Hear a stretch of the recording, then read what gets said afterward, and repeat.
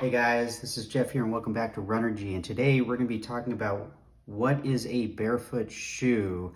I get a lot of different explanations of what a barefoot shoe is, and they're not always quite accurate to me. So let's set things straight here and go over this here. Let's go over what would not be on a barefoot shoe. Would you have the outsole? Yes, you would. You would have the outsole on a barefoot shoe. Would you have the midsole here, this foam piece across here? No, that would not be on a barefoot shoe. Why? Because that's what's adding the cushioning and the stability to the shoe. So this is big no-no. If you see any foam or air or any kind of anything in the midsole between this outsole and the upper, right here, I call it the sandwich. If you got a sandwich, you ain't got a barefoot shoe. All right, so no midsole. Then would you have an upper? Yes, or you would just fly out of the shoe. Would you have the tongue? Yeah, most barefoot shoes, I would say, have a tongue. Would it have an insole? Most likely, but it's not a requirement for a barefoot shoe to have an insole. But most of the ones I know do. A couple big ones don't, like 5 fingers. A heel counter. A barefoot shoe should not have a heel counter because that is connected to the midsole and works in conjunction to kind of help stabilize and support the heel. So again, with a barefoot shoe, there is no support or stability. The idea is that you use your foot mechanics to absorb shock and stabilize the foot.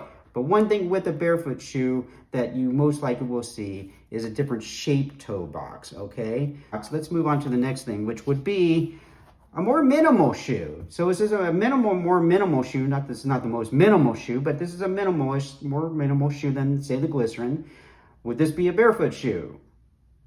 No, this is not a barefoot shoe because, again, it has this midsole in here. I don't care if it's super thin, if there's any foam or anything in here to absorb shock, stabilize the foot, or do anything here, and it has a heel counter. Again, this is more minimal heel counter here. You can see I can bend it, but it still has one.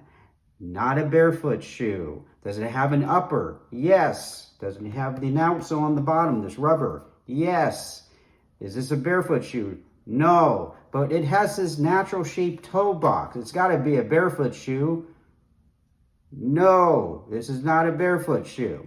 Okay? So although this is a wonderful shoe and it's more minimal than the Brooks one, this is still a minimal shoe, not a barefoot shoe.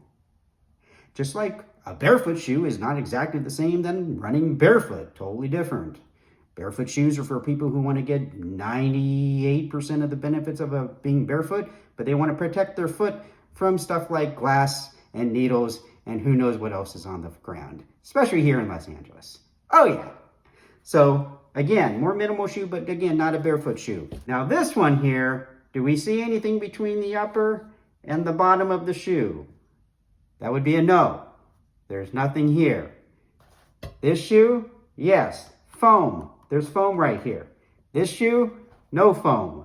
This is a barefoot shoe. And you can just tell because I can do this to this thing and curl it up, unlike this one, which is much stiffer. All right, so yes, this is the Lems Primo 2. I think it's been updated to the Primo 3. And it is a barefoot shoe. It is really nice. I'm a very big fan of this brand and this shoe. It's got a nice natural shaped toe box on here. Not the whitest, but it does have a nice natural shaped toe box. Again, no heel counter here. And yes, you can take out the insole, put a different insole in there if you want. It's got a nice semi-padded tongue, but again, no midsole. Barefoot shoe, you can roll this thing up like dough. A lot of people think if it's going to be a barefoot shoe, it has to be those separate 5-finger shoes. No, that's just probably the most popular one, the one that put the whole barefoot thing on the map. As you can see, it does not have to be a 5-finger design to be a barefoot shoe. What you can do, if you want to get that experience of a more separate toes, is you can do something like this with separate toe sock. Great combination if you don't want to do the 5-finger barefoot shoe Vibrams. Which are great. Those are great if you can get your toes in there, but they don't really fit to everyone's toes. So anyway, I hope that explains a barefoot shoe. I hope you had a little fun in the process. Now the question is, who should go into a barefoot shoe? That is a good question. if you have a lot of foot problems and a lot of foot injuries, or you're prone to that, you need to go in very easy if you're going to do a barefoot shoe and try to strengthen your foot and get it healthier in hope that that might remedy some of the foot conditions that you might have. If you have a healthy foot and you want to preserve that, barefoot shoes are great. But again, you're going to be using a lot of muscles in the foot that you haven't been using. So just like any kind of other workout, you start off small, baby steps. Literally, get it? Baby steps. I like that. I like that.